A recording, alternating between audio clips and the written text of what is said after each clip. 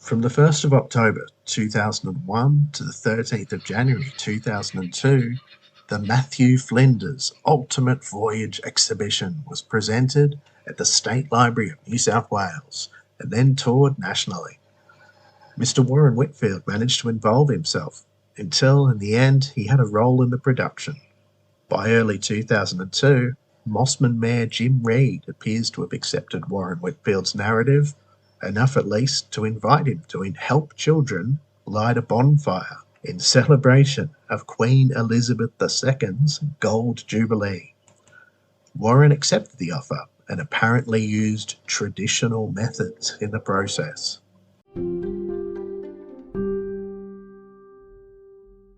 A Sydney Morning Herald interview, dated May 21st, 2002, as Mr. Warren Whitfield, by this stage in his 40s, again claiming to be a descendant of Bungaree.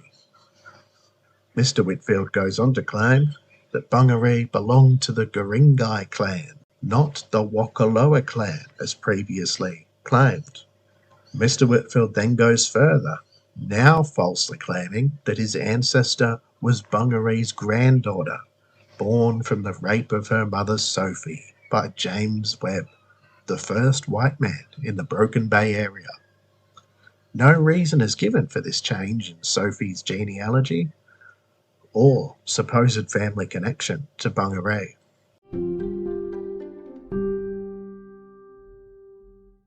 Taking time away from claiming my ancestors as his own and selling his pseudo-Aboriginal BS to whoever's unfortunate enough to find themselves without means of escape, Mr. Whitfield became a self-published author of the book Terminology for the Field Identification of Plants.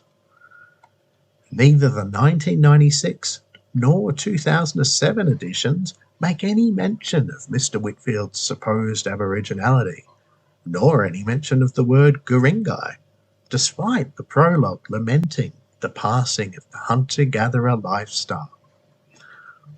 I'll quote, Prologue. With the passing of the hunter-gatherer lifestyle, many Homo sapiens have distanced themselves physically from their natural environment and over time have lost an environmentally based ideology. Get to know your natural surroundings intimately and rediscover your heritage. In doing so, discover your true identity as a co-inhabitant of this planet who is only in a custodial role due to the whims of nature herself. End quote. By the 14th of August 2002, the Hawkesbury Family History Group meeting newsletter featured a member's profile for one Dr. Jeff Ford.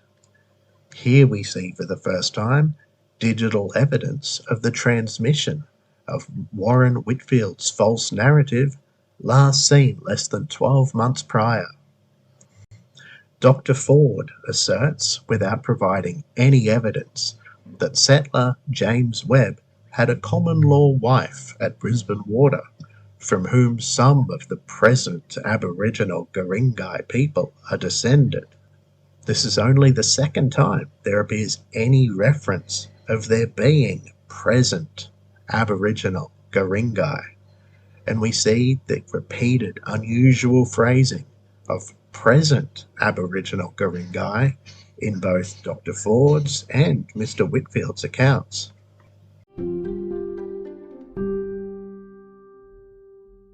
On discovering the above information, I was struck by the ominous foreshadowing in this following line from Dr. Ford's profile.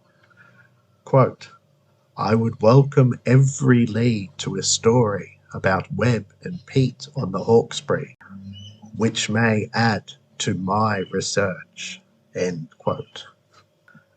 Perhaps feeling a rush of entrepreneurial spirit, Warren Whitfield registered his very first Australian business number on the 23rd of January 2003, operating from Queensland, postcode 4810. Australia Post tells us that 4810 covers Townsville and surrounding areas. This remote locale is at considerable distance from Mr. Whitfield's supposed tribal lands. Google Maps tells us that it's a 21-hour and 47-minute drive from the Central Coast to Townsville, a distance of 1,968 kilometres. With this particular business recorded as no longer being registered to trade from the 3rd of July 2013, it really only warrants our attention because of the name it traded under for just over a decade: Guring-gai Tribal Link.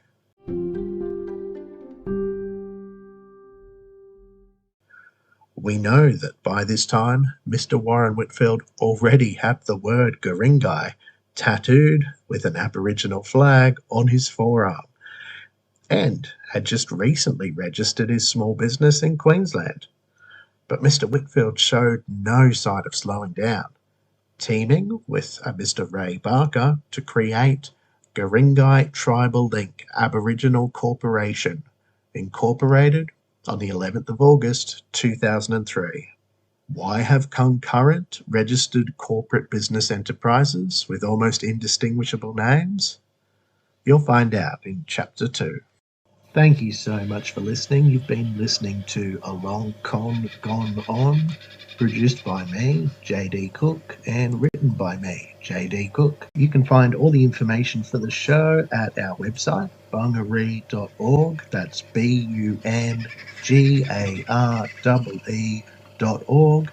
I hope you enjoy. Thank you. Dark people do quite often shake their hands or talk to them because they are the real Aboriginal people. We're not real, but